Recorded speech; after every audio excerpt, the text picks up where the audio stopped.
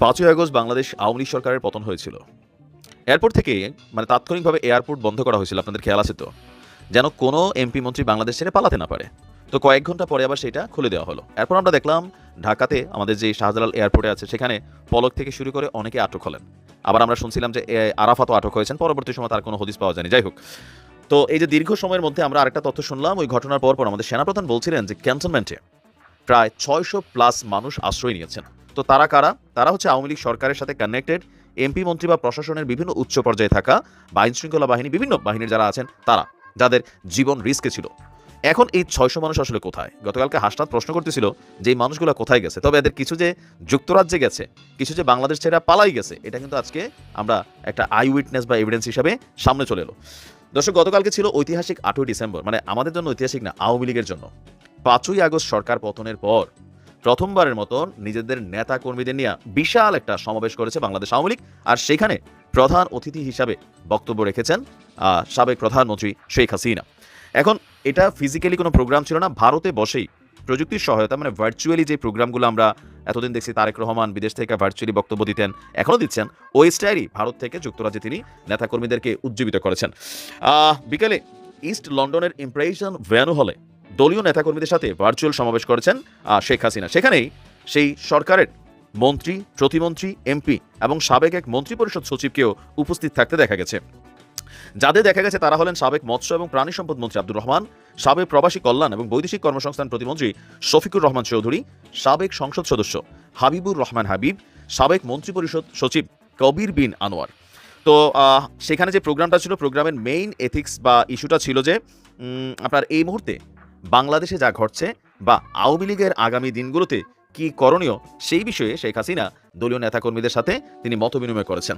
আর এটা নিয়ে আওয়ামী লীগের যারা নেতাকর্মী আছেন, আওয়ামী লীগের অফিসিয়াল ফেসবুক পেজ বা ইউটিউব চ্যানেল অথবা আরও যে বিভিন্ন পেজগুলো আছে, আইডিগুলো আছে, সেখান থেকে এটা সম্পর্কে বেশ কিছু বক্তব্য বা ফুটেজ জনগণের উদ্দেশ্যে প্রকাশ করা হয়েছে। তো সেখানে তিনি বরাবরের মতনই ক্ষমতায় থাকাকালীন যেমন ডক্টর ইউনূসের প্রতিদিন 3বার পদ্মায় টুস করে চুবানোর চেষ্টা করতেন, ওরকম কিছু বক্তব্যই ছিল। এর পাশাপাশি সরকার পতনের পেছনে কিভাবে একটা পরিকল্পনা করা হয়েছে, এগুলো নিয়েও দলীয় নেতাকর্মীদেরকে তিনি ব্রিফ করেছেন। এর পাশাপাশি আগামী দিন আওয়ামী লীগের রাজনীতিতে কী করা উচিত, ইউরোপে যারা বসবাস করছেন তাদের কিভাবে মুভমেন্ট করা উচিত, বাংলাদেশে যারা আছেন তাদের কিভাবে মুভমেন্ট করা উচিত, নানান ধরনের পরামর্শ তিনি দিয়েছেন। তবে ইউরোপে যারা বসবাস করছেন তাদের উপরে সম্মত গুরু দায়িত্বরা দিচ্ছেন যে যে দেশে বসবাস করে ওই দেশের সরকারের সাথে ভালো সম্পর্ক রাখতে, মানবাধিকার সংগঠনগুলোকে আপনার বাংলাদেশে কী ঘটছে সেগুলো সম্পর্কে ইনফরমেশন দিতে, সেই দেশের এমপিদের কাছে বাংলাদেশ নিয়ে কথা বলতে, তাদের পার্লামেন্টে যেন বাংলাদেশ ইস্যুটারে ফোকাস করে। কারণ আমরা বাংলাদেশের যে রাজনীতিটা, এটা কিন্তু আমাদের বাবা, তারপর হচ্ছে পরদাদা, মার্কিন যুক্তরাষ্ট্র এবং ইউরোপীয় ইউনিয়নের হাতে কিন্তু এটা ছেড়ে দিয়েছি। বিশেষ করে এশিয়ার এই দেশগুলোতে তাদের একটা প্রভাব প্রতিপত্তি কিন্তু আছে। কিন্তু মজার একটা বিষয় হচ্ছে, যখন যেই সরকার ক্ষমতায় থাকে তারা বলে যে দেখো বিদেশে বসে দেশের বিরুদ্ধে ষড়যন্ত্র। আওয়ামী লীগ সারা বছর এগুলো বলছে না, বলছে তারেক রহমান সম্পর্কে বা আমরা যারা কথা বলতাম অনেকের বিরুদ্ধে কিন্তু এগুলো হয়েছিল। তো এখন আবার ওই একই স্টাইলে একই ফর্মুলাই আবার ফলো করা হচ্ছে। তো এইটা নিয়ে আবার আমরা দেখছিলাম যে যুক্তরাজ্যের যিনি হাই কমিশনার আছেন তাকে কিন্তু আমাদের সরকারের পক্ষ থেকে একটা বার্তা দেওয়া হয়েছিল যে দেখেন যুক্তরাজ্যে আপনি এই প্রোগ্রামটা কিভাবে আপনারা করতে দিচ্ছেন, কিন্তু যুক্তরাজ্যে সিস্টেমে চাইলেই করতে পারে, কোনো বাধা নেই, সেটাই এখানে প্রমাণিত হলো। কারণ যুক্তরাজ্য সরকারকে একটা বার্তা দেওয়ার পরেও সরকার এই প্রোগ্রাম বন্ধে কোনো ধরনের ভূমিকা তারা রাখেনি।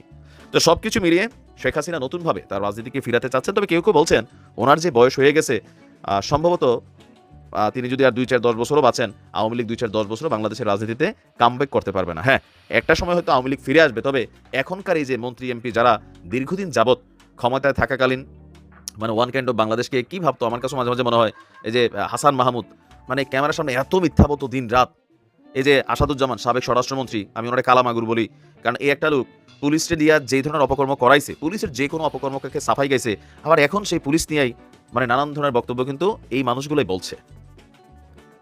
আমরা চাই বাংলাদেশে ইন ফিউচার একটা ডিফারেন্ট একটা রাজনীতি, যে সরকার পরিবর্তন হবে, ক্ষমতার পরিবর্তন হবে, কিন্তু কোন একজন মানুষ আওয়ামী লীগ করতো, কোন একজন মানুষ বিএনপি করতো, কোন একজন মানুষ জামাত করতো, তার বিরুদ্ধে মামলা, তাকে হয়রানি, তার ব্যবসা প্রতিষ্ঠানে ভাঙচুর, মব জাস্টিসের শিকার হওয়া, তারা না পেলে তার ছেলের অস্ত্র চালান দিয়ে ঢুকাই দেওয়া, এই যে কর্মকাণ্ডগুলো, এই যে নোংরামি, এগুলো বন্ধ হইতে। বাট এখনো কি বন্ধ হয়েছে? এখনো হয় নাই। এখনো বাংলাদেশের বিভিন্ন জায়গায় বিএনপি ক্ষমতা এখনো আসে নাই। ইন ফিউচার ক্ষমতায় আসবে, কিন্তু থানা পুলিশ এলাকার ভিতরে একটা ঘটনা হলে ওই বিএনপির সভাপতির ফোন দেয় কেন? তিনি কি সরকারের লোক? তিনি একটা দলীয় পদ পদবি পাইয়া বসছেন। এই যে চাটুকারিতা, এই যে দালালিপানা, এগুলো থেকে পুলিশকে যেমন বের হইতে হবে, আমাদের রাজনৈতিক নেতাদেরকেও এগুলো থেকে বের হয়ে আসতে হবে। আওয়ামী লীগের এমন কঠিন পরিণতি দেখার পরেও রাজনৈতিক দলগুলোর মধ্যে কি কোনো রকম পরিবর্তন আছে আপনি দেখতেছেন? কোথাও একদম হাই কমান্ডে আছে। আমি তারেক রহমান সাহেবকে দেখি পরিবর্তিত রাজনীতির একটা বাতাস তিনি ডাকছেন। যেমন ধরেন এই যে কথায় কথা আপনারা যারা ফেসবুকে রাষ্ট্রনায়ক দেশনায়ক, কিন্তু তারেক রহমান নিজে বলতেছে যে বাবা তুমি এত তেল মাইরো না, তুমি আমার এগুলো ডাকার দরকার নাই। এরপর একটা ভালো কাজ করছে, আমি খুবই অ্যাপ্রিশিয়েট করি, সেটা হচ্ছে অলিতে গলিতে পোস্টারে ছেদ ডালাই ছিল, তো বলছে এগুলো তোলো। এগুলো হচ্ছে ভালো কাজ। ইভেন দলের মধ্যে যেই সকল চামচাড়া একদম প্রান্তিক লেভেলে মানুষের উপর জুলুম করতেছে তাদেরকেও কিন্তু তিনি সতর্কবার্তা দিচ্ছেন, বাট তারপরেও অনেক কিছুই কিন্তু আউট অফ কন্ট্রোলে আছে। আপনি দেখেন যে একদম উচ্চ পর্যায় থেকে আমি রিজভী সাহেবের একটা বক্তব্যকে অ্যাপ্রিশিয়েট করি। রাজনীতি এরকম হওয়া উচিত। রিজভী সাহেবের একটা বক্তব্য কি ছিল যে আওয়ামী লীগ করে কিন্তু তার বিরুদ্ধে কোনো মামলা নাই, সে কোনো অপকর্ম করে নাই, ওই মানুষটারে আপনি কেন মামলার আসামি করবেন, তারে কেন মব জাস্টিসের শিকার করবেন? ইভেন ছাত্রদলের কয়েকজনের বিরুদ্ধে মামলা দিচ্ছে বিএনপি কেন? আওয়ামী লীগের একটা পরিবারের উপর তারা অত্যাচার করছে। এটা হচ্ছে রাজনীতির সৌন্দর্য হওয়া উচিত। মানুষের হৃদয় জয় করার জন্য দলীয় কমান্ডার যখন কাজ করছে লোয়ার লেভেলে, ফ্যাট খাওয়া, এলাকার ভিতরে কোনো কাম নাই, বাদাইম্যা, এরকম একটা শ্রেণী আছে, ওই সিএনজি থেকে 50 টাকা, বাজারের জীবিত থেকে 5 টাকা, ওই দোকান থেকে লুটপাট। কালকে দেখলাম বিএনপি নেতার নেতৃত্বে এক বিশাল মাছের দিঘি লুটপাট করে সব ধরে নিয়ে যাচ্ছে। তো এগুলো কি গণমাধ্যমে দেখছে না? আগামী 16 ডিসেম্বর বিজয় দিবস, বিজয় দিবস উদযাপন নিয়ে বিএনপির 2 কমিটি গুতাগুতি লেগে 10টা হাসপাতাল, কি পরিমাণ জোশ চিন্তা করছেন?